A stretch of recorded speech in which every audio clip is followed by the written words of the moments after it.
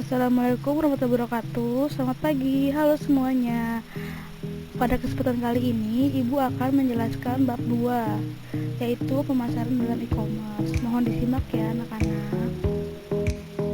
Nah, pada kesempatan kali ini, Ibu akan menjelaskan 3 pokok bahasan, yaitu yang pertama, pengertian e-commerce. Selanjutnya, strategi pemasaran dalam e-commerce. Lalu, menggunakan afiliasi pemasaran untuk mempromosikan situs e-commerce. Nah, sekarang kita masuk ke pokok pembahasan pertama. Itu ada pengertian e-commerce. Nah, di sini ada beberapa pengertian menurut para ahli. Yang pertama itu menurut Triton. Beliau berkata bahwa e-commerce atau electronic commerce adalah transaksi perdagangan di mana baik membeli maupun menjual dilakukan secara elektronik melalui jaringan internet. Sedangkan menurut Loudon dan Loudon tahun 1998, e-commerce adalah suatu proses membeli dan menjual produk-produk secara elektronik oleh konsumen dan dari perusahaan ke perusahaan dengan komputer sebagai perantara transaksi bisnis.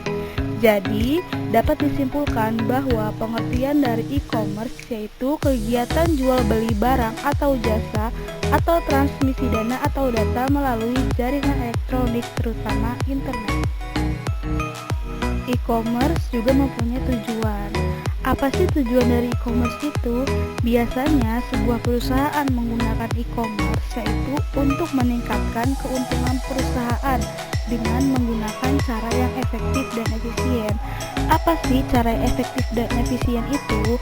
Cara yang efektif itu artinya penggunaan e-commerce dapat lebih cepat mencapai tujuan. Sedangkan kalau cara yang efisien itu artinya penggunaan e-commerce seperti melalui media online relatif tidak terlalu membutuhkan biaya yang besar. Selain itu, e-commerce juga mempunyai manfaat. Yang pertama, media promosi produk. Di sini e-commerce memberikan banyak pilihan iklan dengan bentuk dan gaya yang variatif kepada konsumen tanpa mengurangi pesan yang ditawarkan. Yang kedua, menghemat biaya. E-commerce mampu mengurangi biaya seperti biaya iklan. Kenapa? Karena melalui situs e-commerce, proses pengiklanan dilakukan secara digital yang cukup dikerjakan di depan PC atau depan laptop. Selanjutnya yang ketiga, informasi tepat waktu. Tidak seperti di offline yang membutuhkan waktu yang sangat banyak, di e-commerce waktu yang dibutuhkan mengunggah atau mengupload konten itu relatif singkat, bahkan dalam hitungan detik. Yang keempat, mempersingkat waktu pengiriman uang. Di e-commerce, proses pengiriman uang dilakukan oleh pelanggan secara elektronik melalui bank. Terus, e-commerce meneruskannya melalui transfer dana elektronik atau Electronic Funds Transfer atau EFT. Yang kelima, konsistensi informasi. Jadi, aplikasi e-commerce melalui media internet konsisten dan akurat dalam memberikan dan berbagi informasi kepada calon konsumen atau konsumennya. Jadi, informasinya itu bisa dipegang. Terus yang keenam, pelayanan konsumen yang lebih baik. Melalui e-commerce, konsumen seakan dimanjakan. Hal itu karena energi, waktu, dan biaya yang dibutuhkan relatif jauh lebih rendah daripada melakukan interaksi secara offline. Yang ketujuh, hubungan pelanggan yang lebih baik. Produk dan pelayanan yang ada pada perusahaan dapat diakses dengan mudah oleh konsumen secara lengkap dengan tampilan yang dinamis. Semua informasi yang dibutuhkan konsumen tersedia di situs e-commerce, jadi ada transparansinya. Yang kedelapan, penempatan produk fleksibel. E-commerce fleksibel dalam menempatkan produk baru perusahaan dalam situs. Terus yang ke-9, keunggulan kompetitif. Perusahaan dapat mencapai keunggulan kompetitif menggunakan e-commerce, seperti biaya untuk iklan berkurang, namun hasil iklannya tetap optimal.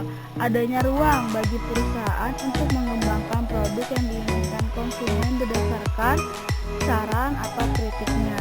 Yang ke-10, kenyamanan dalam berbisnis. E-commerce memberikan kenyamanan dalam berbisnis karena dengan menggunakan e-commerce tidak ada batasan lokasi dan waktu dengan konsumennya.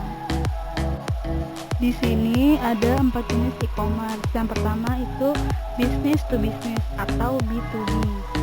Business to business atau B2B adalah e-commerce yang dilakukan oleh perusahaan dengan cara menjual produk secara online kepada perusahaan lain tanpa terlibat dalam proses penjualan kepada konsumen. Contohnya itu seperti Indo Network, Garuda Indonesia, Global Market, Ford, dan Red Sky. Yang kedua itu business to consumer atau B2C. E-commerce B2C terjadi ketika perusahaan melakukan penjualan produk atau jasa kepada konsumen secara online. Perusahaan yang menggunakan e-commerce B2C biasanya menggunakan model situs jenis toko online yang dapat diakses oleh konsumen setiap saat. Contohnya itu Bineka Komputer, Aladin Herbal, Glodok, Amazon, dan eBay. Terus yang ketiga ada consumer to business atau C2B. Situs e-commerce jenis ini terjadi ketika perorangan atau konsumen menawarkan produk atau jasa mereka kepada perusahaan dengan menggunakan situs atau secara online. Ketika perusahaan memberikan penawaran kepada penyedia situs e-commerce, penyedia situs dapat menganalisis penawaran dan dapat menerima atau menolak perusahaan yang mereka inginkan. Contohnya itu ada Upwork, terus People Per Hour, Buruh, Freelance, dan Selco. Yang keempat itu ada consumer to consumer atau C2C. Itu jenis situs e-commerce yang dibuat oleh konsumen untuk menjual atau menawarkan produk atau jasa mereka langsung kepada konsumen lain. Situs e-commerce jenis ini biasanya memiliki model dan bentuk tampilan seperti situs toko serta dilengkapi dengan forum diskusi atau komunitas. Contohnya itu ada Kaskus, OLX, Tokopedia, dan Bukalapak. Nanti untuk jenis situsnya ibu akan men-scan-nya terus ibu kirim ke grup ya melalui dengan format PDF.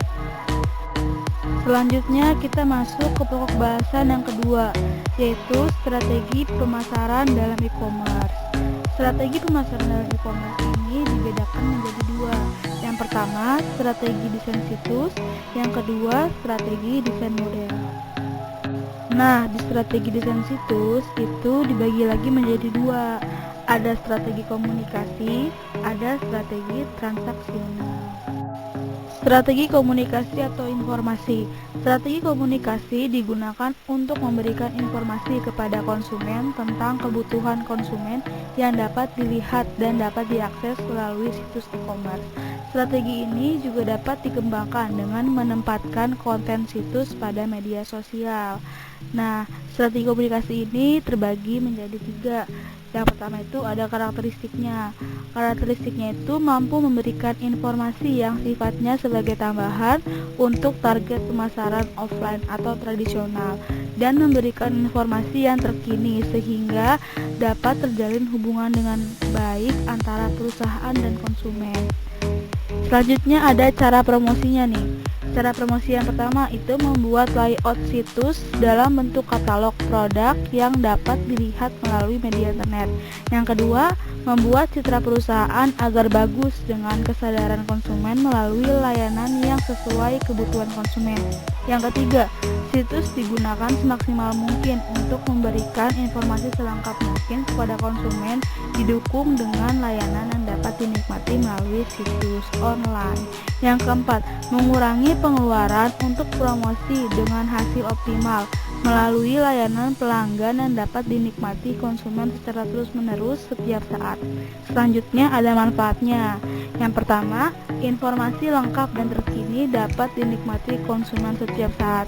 Yang kedua, perusahaan memiliki peluang besar menjadi perusahaan global karena semua produk atau jasa perusahaan yang telah diunggah atau diupload di situs akan mudah ditemukan oleh konsumen, serta calon konsumen bukan hanya lokal tapi konsumen di seluruh dunia.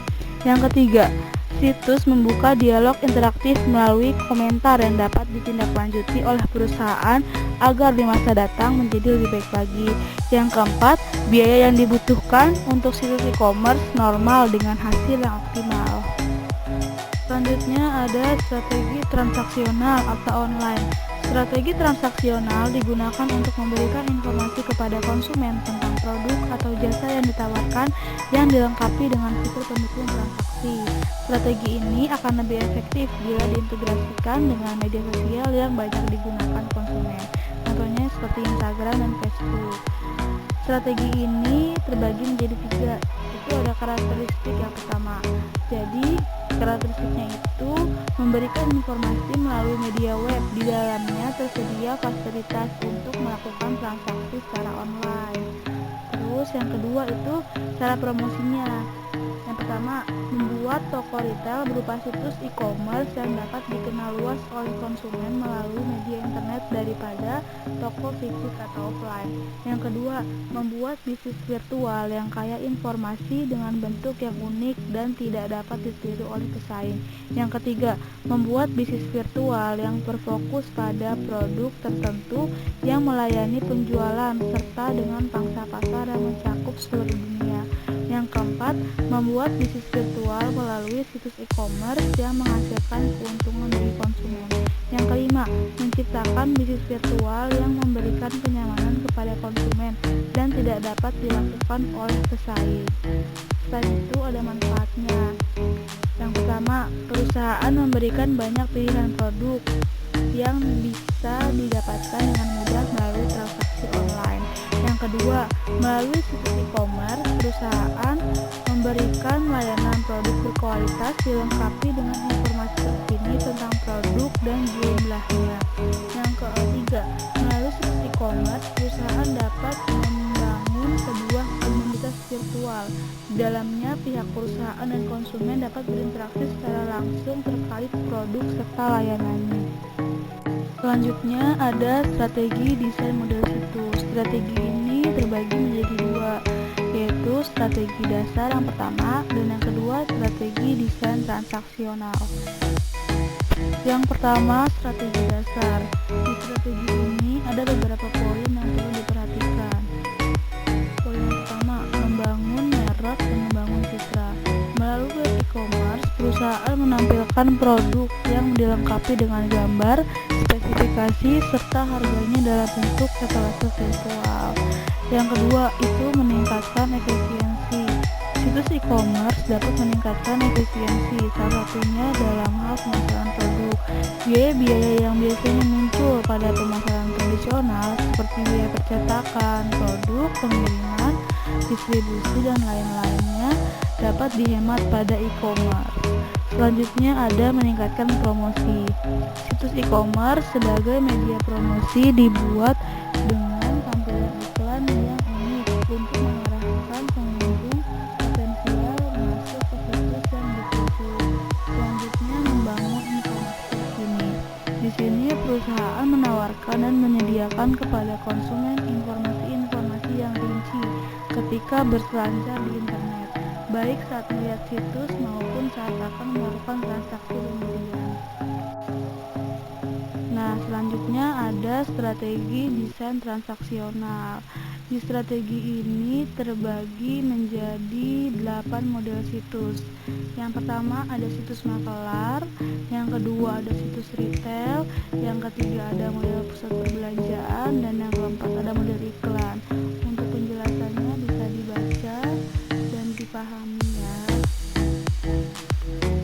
Selanjutnya ada model komunitas, model pabrikan, model berlangganan, dan model custom. Nah, bisa dibaca ya untuk pengertiannya.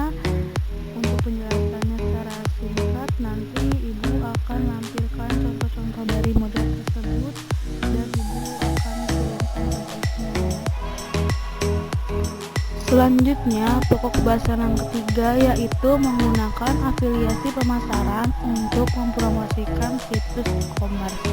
Poin yang pertama itu ada pengertian afiliasi. Afiliasi merupakan salah satu cara memasarkan produk menggunakan media online.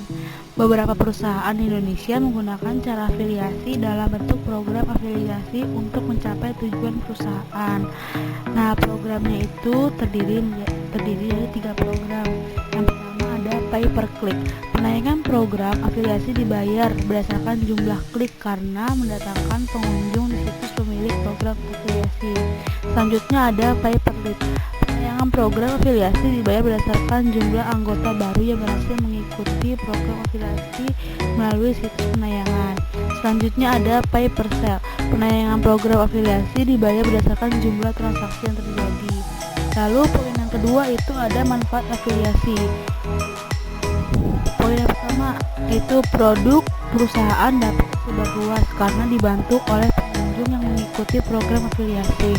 Yang kedua, merek dan citra perusahaan menjadi lebih baik dan dikenal luas karena sebagian hasil penjualan produknya diberikan kepada pengikut program afiliasi. Yang ketiga, perusahaan melalui program afiliasi dapat mempromosikan produk dengan melibatkan situs lain untuk berpartisipasi aktif menjual produk. Selanjutnya, yang ketiga itu ada cara pemasaran menggunakan afiliasi. Yang pertama itu mendaftar program afiliasi pada situs pemilik program. Pendaftaran dapat dilakukan setiap saat. Yang kedua, mengikuti tahapan yang ada pada panduan program afiliasi yang dapat dilihat di situs pemilik program. Yang ketiga, jika sudah mendaftar dan diperkenankan menayangkan iklan afiliasi, langkah selanjutnya adalah menayangkan iklan afiliasi di blog. Yang keempat, memilih jenis iklan afiliasi dengan bentuk dan ukuran yang kontras dengan blog. Dengan demikian, pengunjung blog atau situs akan tertarik untuk mengikuti program yang ditawarkan oleh blog Anda. Selanjutnya, poin keempat itu ada program afiliasi menggunakan blogspot. Blog yang didesain untuk pemasaran didaftarkan kepada penyedia layanan afiliasi untuk dimintai persetujuan. Biasanya, blog yang disetujui adalah blog yang pengunjungnya relatif banyak. Sekian pemaparan materi dari Ibu, kurang lebihnya Ibu mohon maaf. Selanjutnya kita lanjut di Google Classroom ya untuk bahas-bahasan lainnya. Wassalamualaikum warahmatullahi wabarakatuh.